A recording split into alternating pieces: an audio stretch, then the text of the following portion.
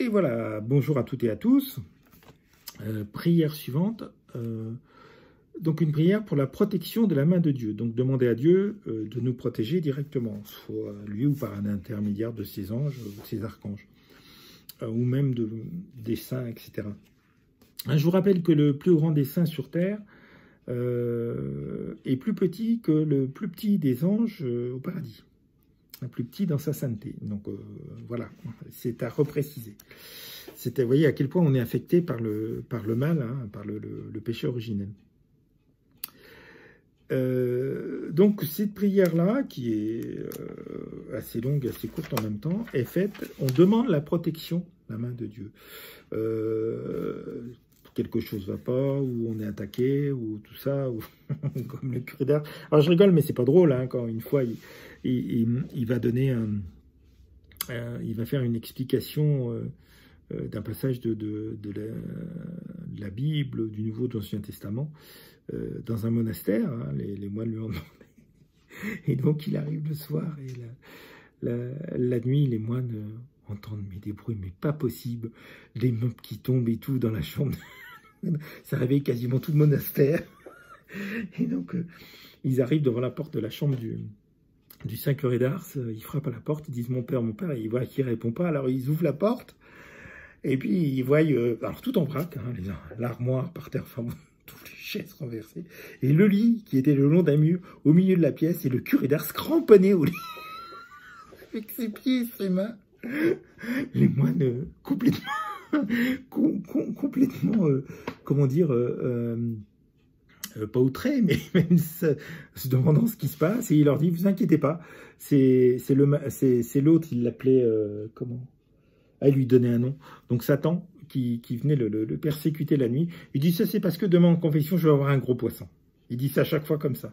Et donc les pauvres moines, donc on redressait les meubles, on remis le lit, et je crois qu'il y en a une partie qui a prié devant sa porte, ou ils ont prié dans leur chambre pour que tout le monde puisse terminer, et que le curé d'Ars puisse dormir aussi, mais que tout le monde puisse terminer la nuit à peu près correct. Voilà. Alors c'est vrai que ça me fait beaucoup rire, mais c'est absolument pas drôle, parce qu'on sait très bien qu'il était parfois aussi couvert de bleu, etc.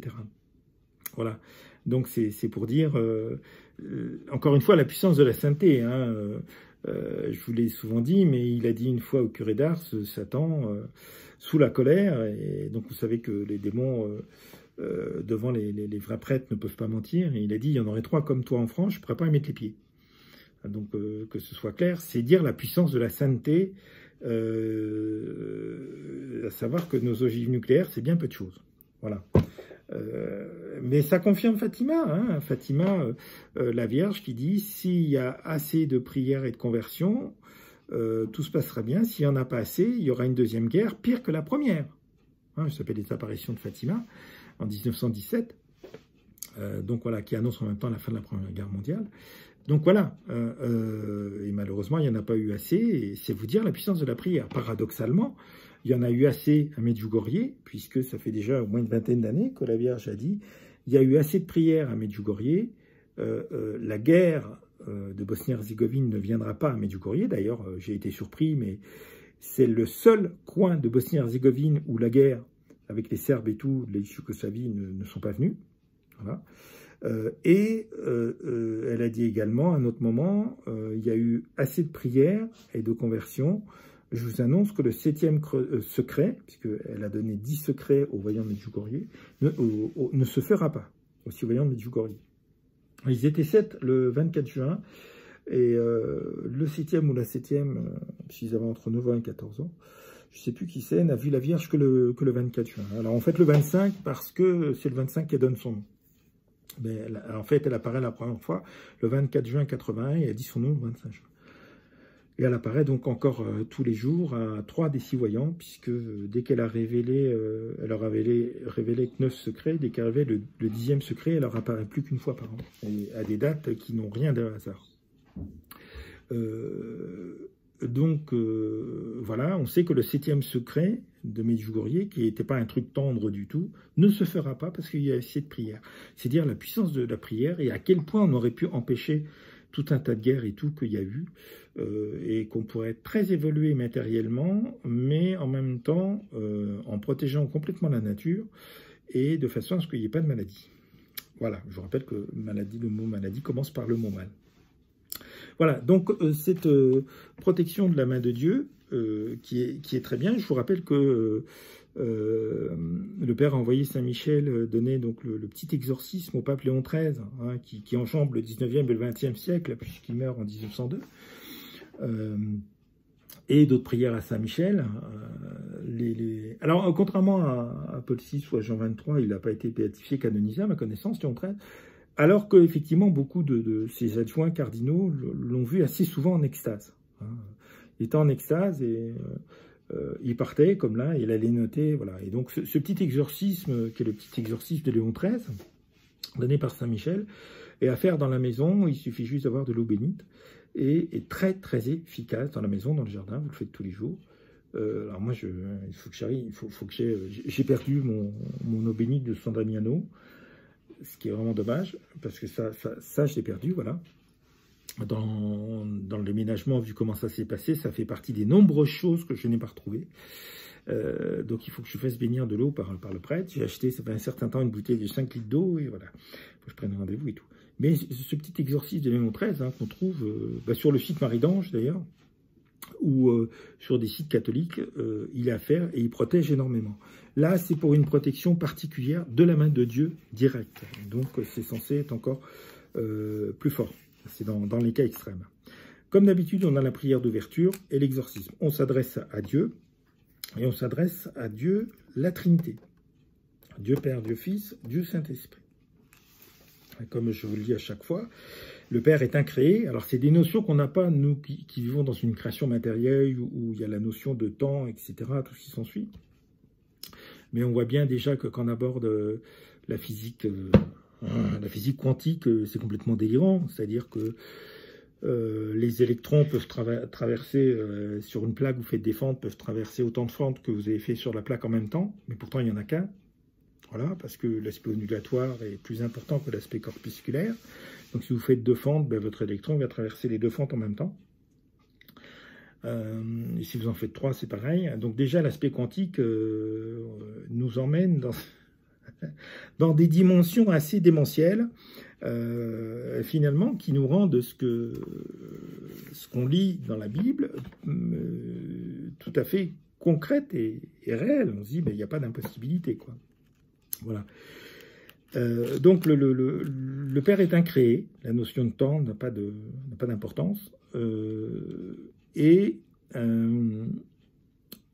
il a engendré, non pas créé, engendré son Fils, parce que le Père est amour pur et l'amour est créateur.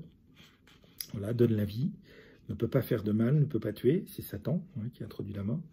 Et instantanément, à la naissance du Fils, l'amour du Père et du Fils ont donné naissance à l'Esprit Saint.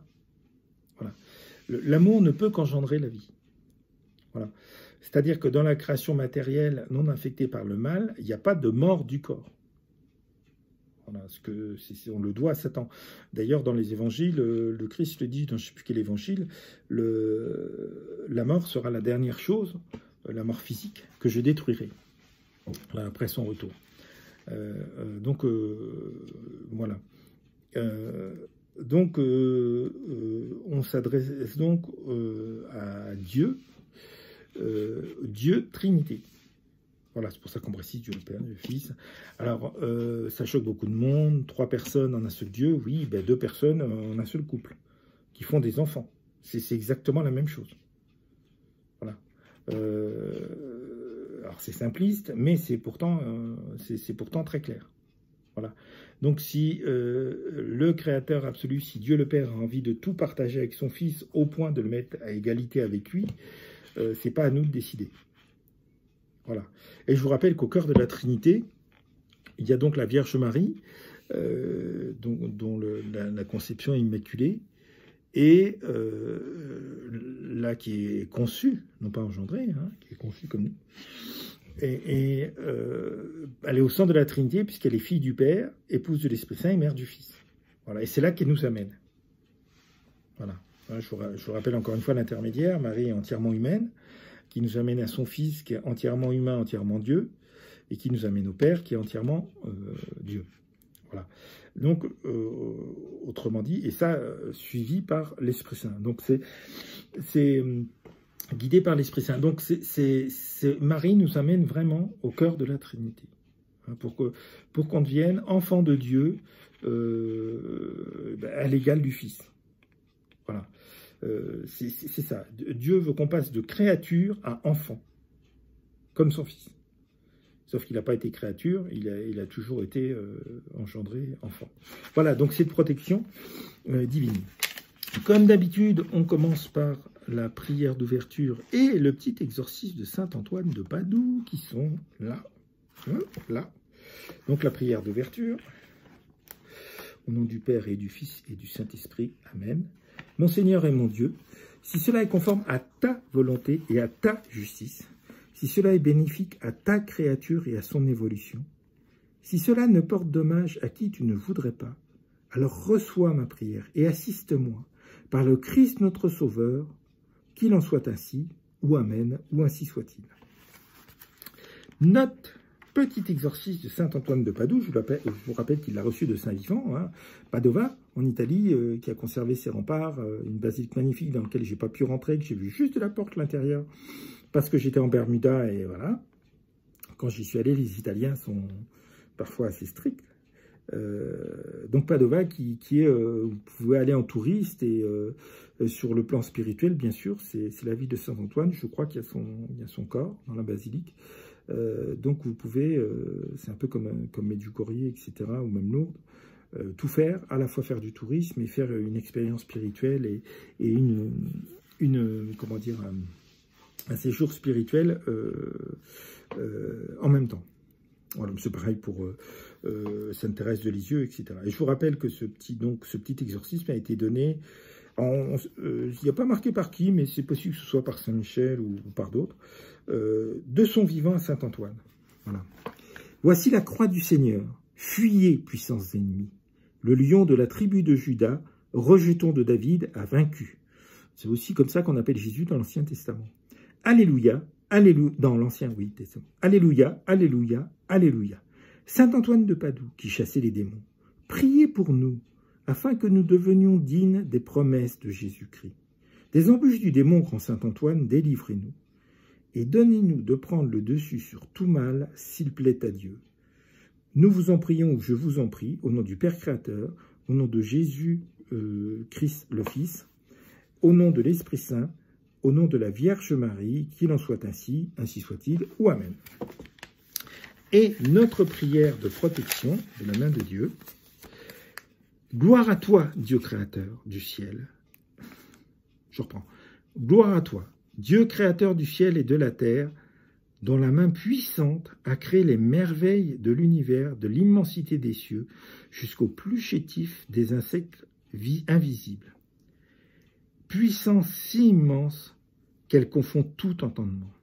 Ô Dieu tout-puissant, daignez permettre à vos chétives créatures d'élever la voix pour vous offrir leurs actions de grâce et vous remercier de tous les bienfaits qu'elles vous doivent. Louange éternelle. Ô Dieu infiniment bon, daignez agréer nos prières, ayez pitié de vos enfants, éloignez de nous et de nos bestiaux tout fléau et maladie, faites bien venir nos vivres et tous les biens de la terre. Oui, faites-nous aussi la grâce de vivre honnêtement et saintement, afin de vous avoir éternellement dans le ciel. Dieu infiniment bon, gardez-nous à l'abri de votre main bienfaisante. Nous vous en prions au nom du Père Créateur, au nom de Jésus-Christ le Rédempteur, au nom de l'Esprit Saint le Consolateur, au nom de la Vierge Marie, la Reine du ciel et la Reine de la terre, qu'il en soit ainsi. Voilà. Voilà, donc cette protection de la main de Dieu, vous voyez que c'est une protection ancienne, hein, puisqu'on parle de nos bestiaux, hein, c'est-à-dire les animaux qu'on élève. On pourrait mettre maintenant tous les animaux qu'on a, que ce soit nos animaux de compagnie ou autres. c'est une prière ancienne, mais qui est toujours parfaitement d'actualité, je dirais plus que jamais, dans ces moments où le mal se déchaîne. Voilà. Et bien, donc, c'était à peu près tout ce que je voulais dire sur cette protection de la main de Dieu. Je vous rappelle, alors oui, c'est vrai, on parle de la Vierge Marie, reine du ciel. Alors j'ai rajouté reine de la terre, elle est aussi reine des enfers, ou de l'enfer. Alors ça choque toujours, c'est pour ça qu'on parle de Satan en tant que prince de l'enfer ou des enfers. Ça veut dire que Satan ne peut rien contre Marie. Il est obligé de lui obéir. Voilà, ça ne veut pas dire qu'elle a un trône en enfer et qu'elle règne, c'est pas du tout ça. Ça veut dire qu'il ne peut rien contre elle et il est obligé de lui obéir. Voilà. Donc je vous ai déjà souvent cité, et ça je sais pourquoi j'en viens là, cette voyante, je ne sais plus si c'est Sœur Faustine ou une voyante de Medjugorje, je ne me souviens plus, qui a emmené, que Marie emmène donc avec son accord au paradis, au purgatoire, en enfer. Et donc, il arrive au moment où Satan... Oui, mon Dobby. Ah, oui, mon Dobby. Au moment où Satan est en train de torturer des âmes, et les âmes crient, appellent au secours, et dit, je en supplie, arrêtez-le, arrêtez-le, faites qu'il cesse de nous torturer. Et c'est donc la réflexion de mon épouse, à ce moment-là, qui dit, mon Dieu, c'est affreux, comment c'est décrit, c'est les pauvres âmes là-bas, et je lui dis, mais regarde, il demande à la Vierge de faire arrêter Satan, hein, de faire en sorte qu'il ne les torture plus, et elle ne demande pas à ces âmes à sortir de l'enfer. Voilà, ce qui montre en même temps qu'on choisit, hein, où on va aller. Et ça me rappelle un jeune au Québec, et il avait été condamné, je ne me souviens plus pourquoi, mais il avait 16 ou 17 ans, donc à une peine d'emprisonnement, mais il n'y a pas de prison pour mineurs au Québec, c'est les centres de réadaptation, donc dans une unité de vie, ce qu'on appelle fermée, c'est par unité de vie, hein, donc ils ont tout sur place, piscine, machin, et ils sont par 12, vous avez un coin cuisine, un coin pour faire à son âge, un coin salle de jeu, un coin télé, enfin bon, voilà, c'est vraiment des unités de vie. Vous avez l'école sur place, des écoles limitées à 10, avec l'enseignant qui est là pour apprendre les connaissances et un éducateur qui est là pour la discipline. Vous avez donc la piscine, vous avez le terrain de baseball, vous avez tout est sur place, voilà. C'est vraiment des unités de vie profondes, très lumineuses, ça y est. Il y a beaucoup de lumière, c'est-à-dire que il y a toujours, enfin moi dans celui de Québec, le centre de réadaptation de Québec qui s'appelle le Gouvernail, hein, toujours les noms très éloquents, tout le fond de la grande pièce principale, en fait, c'est entièrement une vitre énorme, hein, qu'on ne peut pas briser, mais qui doit faire quasiment une centaine de mètres carrés, c'est-à-dire une dizaine de mètres de haut sur 10 mètres de large, quoi. Et de même dans les chambres, c'est des grandes vitres, etc. C'est pas des cellules, ce sont des chambres. Hein. Voilà. Donc voilà, et ce jeune avait fait quelque chose de grave, il a été condamné à plusieurs années de prison par le gouvernement fédéral. Il a donc été remis au centre jeunesse de Québec, et dans un centre de réadaptation, pas dans une prison. Et il était infernal, de toute façon, lui, il ne voulait pas changer. Je vous rappelle qu'il y a près de 90% des jeunes qui sont placés la première fois, qui ne le seront plus jamais. Hein, c'est dire comment ça marche bien. Et lui, il ne voulait rien savoir. Et il demandait à aller avec les motards. Alors les motards, c'est la mafia au Québec. Hein. Les motards, donc les adultes, etc. Et là, c'est la souplesse à la fois du système québécois et la puissance de notre choix, hein, qui est aussi là sur Terre. C'est-à-dire que malgré tous leurs efforts, ils ont attendu, mais avant ses 18 ans, ils l'ont mis avec les adultes. Où là, il a dû déjà être largement recondamné, etc. Il avait choisi le mal, pleinement, et donc ils ont accepté, c'est-à-dire que avant ses 18 ans, ils l'ont mis dans une prison pour adultes, alors que d'un autre sens, il y avait un jeune qui il devait terminer sa peine à 22 ans, il a demandé à rester avec les mineurs, et comme ça se passait bien, qu'il avançait bien et tout, il est resté jusqu'à 22 ans. C'est même un modèle d'ailleurs pour les autres. Voilà. Donc ça montre bien le choix qu'on fait déjà sur Terre, même si on le fait négativement devant Dieu, hein, mais on le fait déjà sur Terre, et ce jeune qui avait 16-17 ans avait choisi le mal. Donc, eh ben, ils l'ont mis dans une prison avec les motards, les mafieux québécois, qui ne sont pas des rigolos. Hein. Ce sont comme les mafieux italiens. Hein. Voilà, crime, machin, prostitution, drogue et tout ça. Mais au départ, c'est les groupes de motos qui ont commencé. C'est pour ça que quand on parle de motards au Québec, en fait, il faut traduire par les mafieux. Et c'est pas plaisant. Faut pas dire je suis un motard. Ça veut dire je suis un mafieux, je suis un criminel. Donc, il faut dire je conduis une moto. J'ai une moto. Voilà, il faut préciser les choses. Alors pourquoi? Parce que, encore une fois, les mafieux sont apparus dans les groupes de motards. Voilà, donc c'est pour ça que motard est synonyme de mafieux. Et donc, effectivement, le mot motard au Québec, hein, c'est vraiment un mafieux. Donc, dites pas je suis motard, dites j'ai une moto, je fais de la moto. Hein, mais si vous dites je suis motard, les gens vont vous regarder de travers, ça veut dire je suis mafieux, je suis un criminel, je suis voilà, donc voilà, hein, voilà. Ça c'est la parenthèse. Mais ça montre bien que de même ces âmes en enfer qui ne veulent pas en sortir, eh ben il y a des âmes qui choisissent sur terre le mal, comme ce jeune. Je vous assure que c'est extrêmement, ça c'est une des choses les plus dures que j'ai vécues dans mon travail. J'en ai rencontré très peu. De voir un jeune, parfois préado, qui choisit le mal et qui ne veut pas en démordre.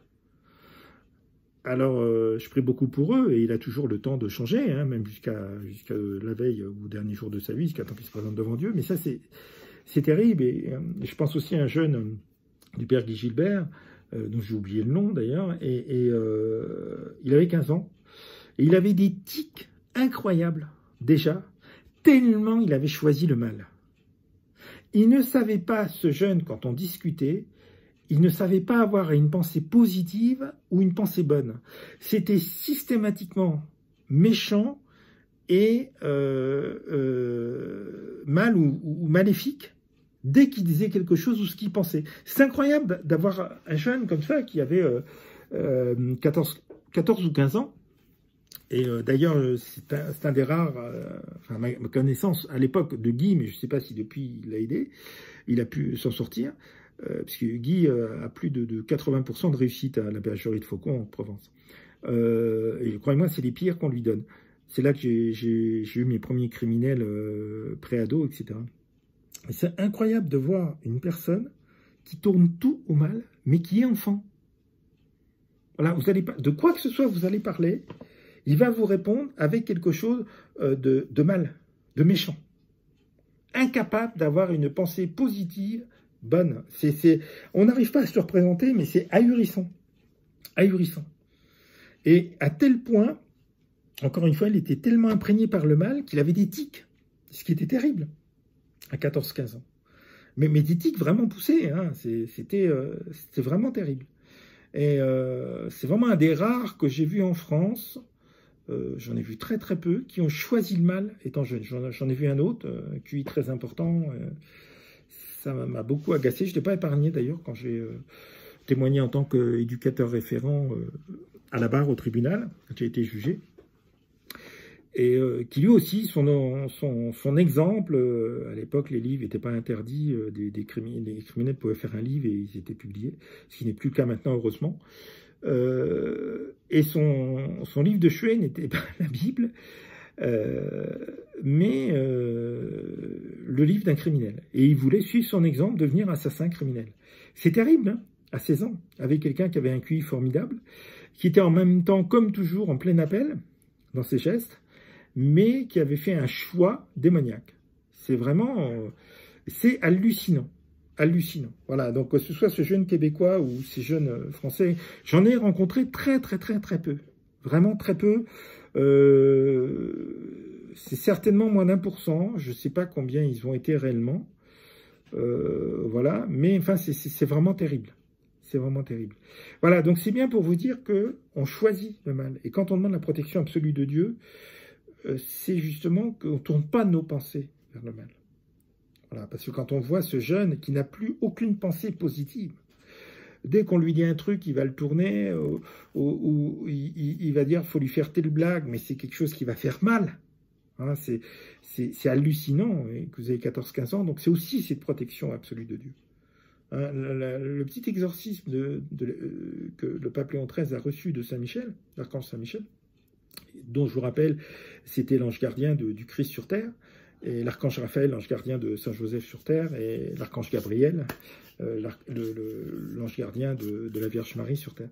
Et lui va nous protéger, va protéger nos lieux, c'est-à-dire qu'effectivement, il y a des gens qui ne vont pas pouvoir rentrer chez vous ou rentrer dans votre jardin. Voilà. La protection de Dieu va encore plus loin. Alors, bien sûr, on peut demander à Saint-Michel qu'il fasse le tri dans nos têtes, hein, d'ailleurs, il le fait. Bon. Et là, Dieu, c'est vraiment ça. Et cette prière est très importante. Bon, elle est très ancienne, Dobby, mais c'est pour ça que notre société est terrible. Parce que c'est par des espèces d'insinuations, ça pénètre, par des films, par des émissions, c'est hallucinant. Les trucs pornographiques sont affreux. Affreux, surtout actuellement. Vous avez quelque chose de magnifique qui est dedans. Moi, jusqu'à il y a quelques années, j'allais à peu près une fois par an, à 2 fois par an sur des sites homosexuels parce qu'ils étaient toujours en avance sur l'évolution de la société. Et la dernière fois que j'y suis allé, c'était bien il y a 4 ans d'ailleurs, 5 ans. Ça m'a suffi. Et je suis automatiquement tombé sur des sites pédophiles. J'ai parfaitement vu l'évolution. Ça m'a suffi, ça m'a écœuré. Mais il y a quelque chose de magnifique. Il y a quelque chose qui vous attire, qui est extrêmement douloureux et tout. C'est-à-dire qu'on voit bien que c'est entièrement magnifique, etc. Et même moi qui y allais dans un cadre en me protégeant, en me préparant simplement pour observer certaines choses et tout, les évolutions et tout, j'ai complètement cessé depuis. Hein, je le fais même plus parce que j'ai parfaitement vu où ça allait nous emmener. Et ça m'a suffi, j'ai pas besoin voilà, j'ai pas besoin d'y retourner. Et il y a vraiment cette attirance maléfique, hein, quand vous avez un petit peu une expérience spirituelle déjà, ou de prière. Vous savez, il y a quelque chose qui vous attire. Il faut absolument protéger vos enfants de ça. C'est pas seulement la pub qu'on voit à la télé, oui, moi j'y pense, etc. Vous savez, les enfants racontent, ils ont vu un film ou un truc porno, et ils disent, bah, de toute façon, tout le monde en regarde. Non, c'est pas ça. Il y a des enfants qui en regardent qui n'ont pas besoin. Si les enfants, vos enfants, les jeunes, les ados ou les adolescentes en regardent, c'est parce qu'elles sont happées. Hein, je vous rappelle que Daesh, ils ont carrément des psychologues qui travaillent, et en 1h30, on estime, faut en y rester 3/4 d'heure, hein, en 1h30, ils vont happer un de vos jeunes. Ça y est, il est prisonnier psychologiquement. Vous avez entendu le témoignage de Maxime, hein, il a eu des opérations et tout, massacré par son ancienne épouse, etc. C'est le même principe, la prison psychologique. Et là, Daesh, ils ont des espèces de techniciens, ils vont emprisonner vos jeunes, il leur faut qu'1h30. Donc un soir, allez sur le site de Daesh et ça va être suffisant. Et pour tout ce qui est pornographie, c'est pareil. Actuellement, c'est vraiment... pourquoi je me suis mis à aller 1 à 2 fois par an là-dessus, par rapport aux jeunes avec lesquels je travaillais. Vous savez que j'ai travaillé avec tout un tas de jeunes, y compris des jeunes qui montaient des réseaux de prostitution et tout un tas de choses, qui étaient souvent très agressés sexuellement et tout. Et puis parce que les homosexuels, ils donnent une bonne indication de l'évolution de la société. Et je parle pas de bonne évolution, je parle de bonne indication. Mais depuis, oui, ça fait 4-5 ans que je vais plus. C'est pour ça que j'allais qu'1 à 2 fois par an pour donner. Et puis à l'époque, je travaillais également, quand j'ai commencé, je m'intéressais beaucoup à ce qui se passait en Afrique, dans les pays francophones et tout. Voilà. Or, il y a beaucoup de prostitution africaine en Europe, etc., tout ce qui s'ensuit. Donc, voilà. Et mais là, ça a pris des proportions. Je ne comprends pas qu'on puisse tolérer ça. Et il y a vraiment un fond maléfique, c'est-à-dire que moi, j'avais besoin de me préparer avant pour vraiment ressentir ça, m'en détacher et observer, écouter ce dont j'avais besoin, c'est-à-dire l'évolution. Au niveau, bon, là c'était au niveau de l'homosexualité, donc de la société, ce qui n'était pas forcément des choses pornographiques d'ailleurs. Hein. Mais c'est vrai que c'était particulièrement intéressant. Mais c'est absolument choquant. Et il faut le déconseiller, il faut protéger vos enfants à tout prix. Par tous les moyens, vous devez vous arranger pour qu'ils ne puissent pas regarder ça. D'abord, ça n'a rien à voir avec la réalité. C'est ce qu'ils disent dans la pub à la télé. Ça n'a évidemment rien à voir avec la réalité. Et où est la notion d'amour là-dedans? Voilà. Donc, il faut protéger vos enfants. Satan attire beaucoup de jeunes et d'adultes là-dedans. Moi aussi, l'intérêt d'y aller 1 à 2 fois par an, c'était aussi de comprendre. Des jeunes y allaient sur des sites hétérosexuels et autres, de comprendre ce qui se passait quand ils regardaient. Mais je vous assure qu'il faut vraiment se protéger actuellement. C'est vraiment démoniaque. Voilà. De même que je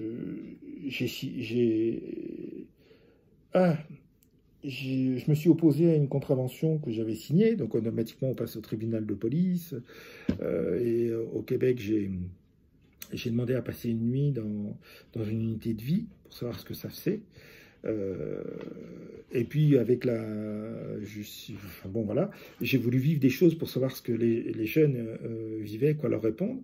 Et quand les jeunes me parlaient de sites porno et tout, j'étais parfois sans réponse. On va pas leur dire, mais c'est pas ça l'amour, ce qui ne les convainquait pas. Donc il a bien fallu que j'y aille. Donc je suis allé sur certains sites hétérosexuels pour voir ce que c'était, et sur les sites homosexuels 1 à 2 fois par an pour voir l'évolution de la société. Voilà, parce que c'est vraiment assez délirant, et une bonne partie de l'évolution de la société se fait, enfin ils la ressentent, se fait quelque part chez eux. Voilà. Et il a fallu que je comprenne et que je leur explique, mais en parlant, en leur inconscient, des dangers que c'est. Et ça, c'est assez terrible. Parce que quand on est adolescent, jeune, etc., ou même après d'ailleurs, on peut facilement tomber dans l'excitation pure, ce qui est le cas des gens qui violent, etc. Et ça mène à rien. Voilà. L'amour est une voie du couple, hein, c'est Dieu qui l'a donné, c'est une voie du couple. Donc c'est aussi dans la durée, c'est pour ça que mai 68 est une catastrophe, puisqu'il repousse comment dire, il repousse l'âge pour que les jeunes deviennent adultes, donc puissent vivre en couple, etc. Et ça, c'est une catastrophe, puisque avant, les jeunes se mariaient à 19, 20 ans, etc. Comme mes sœurs, d'ailleurs, et mes sœurs aînées, qui sont plus âgées que moi. Et donc, ils avaient un épanouissement sexuel que les jeunes actuels n'ont plus, puisqu'ils le vivent comme des fouloirs, et ils vont se marier. Vous savez que l'âge du mariage ou de la stabilité du couple, c'est plutôt vers 35 ans. Donc il y a une perte de 15 années, hein, au niveau des rapports physiques, au niveau de l'expérience du couple, au niveau de tout ça. Et ça, c'est vraiment dû à mai 68. Hein. Il y a beaucoup de livres, je vous donnerai des références qui en parlent, et c'est vraiment...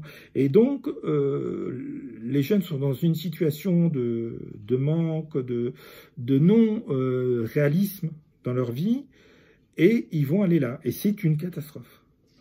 Voilà. Et c'est vrai qu'après, d'abord, je crois que j'en avais parlé, on en avait parlé entre collègues, parce que c'est vraiment... les sites pour nous sont dégradants, enfin je veux dire, c'est... Donc pour sortir un jeune qui a l'habitude d'en regarder, c'est pas évident. Donc c'est souvent, c'est quand même assez souvent des choses dont on parle entre éducateurs, parce qu'il y a quand même un certain nombre de jeunes qui en parlent, et c'est pas très simple, nous, les réponses à donner. L'homosexualité, c'est pareil, il faut la ramener à la notion de couple, et non pas de déviance sexuelle. Ce qui est ambigu. Et puis, c'est très compliqué, parce que moi, j'avais une de mes anciennes copines, elle avait beaucoup d'amis homosexuels, hommes ou femmes d'ailleurs, mais elle était dans un monde intellectuel. Et donc, j'en ai à ce moment-là rencontré pas mal. Et à l'époque, c'était délirant, ils allaient tous voir des psys et tout, je me demandais pourquoi. Et il y a une notion qui m'a frappé, c'est leur première fois. Et il y en a quand même beaucoup où leur première fois, ça se passe quand ils sont très jeunes, comme l'acteur qui joue Flash dans Justice League, où il a dit « Ma première expérience sexuelle a été faite très jeune ». Ça veut dire quoi? Ça veut dire que c'est plutôt une expérience de pédophilie qu'autre chose. Vous savez, tantôt il est habillé en femme, tantôt en homme. C'est pour ça que d'ailleurs le Marvel fait, c'est pas Marvel, DC Comics, etc. font pression et donc ils sont engagés à suivre une thérapie. Cet acteur, mais c'est la première fois. Et la première fois, chez les hétérosexuels aussi, mais avant c'était beaucoup plus chez les homosexuels, la première fois, il y a souvent une idée de viol. C'est-à-dire c'est souvent le jeune avec un adulte. Donc il y a un traumatisme, il y a un choc. Hein. Et ça, en fait, ça n'a rien à voir avec l'homosexualité ou avec l'hétérosexualité. Donc on est vraiment dans un concept où le jeune, on le consomme. Voilà. Et ça, c'est vraiment 1868 qui a introduit ça. Je vous rappelle la charte que, entre autres, Jean-Paul Sartre, mais d'autres acteurs, intellectuels, écrivains et tout, ont signé sur la légalisation de la pédophilie. Voilà, donc, un code Médite. Hein. Donc, on voit là la vraie raison de mai 68. Hein, parce que je vous rappelle que mai 68, c'est quand même une révolution de salon d'intellectuels des universités parisiennes. Et à l'époque, ce sont que des fils de bourgeois. Alors, vous avez peut-être un fils d'agriculteur du Morvan pour 1000 étudiants. Voilà, donc c'est vraiment une révolte, de Gaulle exprimé comme ça, Pompidou aussi. Et Pompidou, autrement, on a visité le salon de la voiture, il voit une Austin Martin, vous savez, la voiture du James Bond, découverte et tout. Ah, il dit, je la reconnais, on en a vu beaucoup sur les barricades pendant mai 68. Donc lui avait parfaitement compris aussi ce que c'était. Donc c'était bien des fils de bourgeois. Hein. Cohn-Bendit qui est allemand vient faire ses études en France. À l'époque, c'est pas le fils de l'ouvrier qui vient, donc c'est vraiment des fils de bourgeois. C'est une révolution de salon, mais qui a dégénéré et qui a impacté toute la société. Et il y a donc cette volonté, la signature de la légalisation de la pédophilie. Cohn-Bendit, on sait ce qu'il en est, puisqu'il l'a dit lui-même. Donc voilà, et le problème c'est qu'on est arrivé à un stade, et depuis déjà pas mal d'années, mais avec Internet et tout, où il faut absolument protéger ces jeunes. Moi je sais que c'était encore une fois un problème avec nos collègues, on en parlait, comment les protéger. J'ai des collègues qui disaient, parce que bah ouais mais on est jeune, on veut savoir, on veut voir, et on était, parfois des anciens disaient, ben va voir ce que c'est, puis tu vas te rendre compte. Et effectivement, c'est extrêmement choquant. Voilà. Et donc, d'où cette pub qu'on a en ce moment à la télé. Et c'est très, très choquant. Et ça déboussole un jeune. Voilà. Et il faut absolument les protéger de ça parce que c'est vraiment comme Daesh. Il y a vraiment l'idée d'emprisonner le jeune.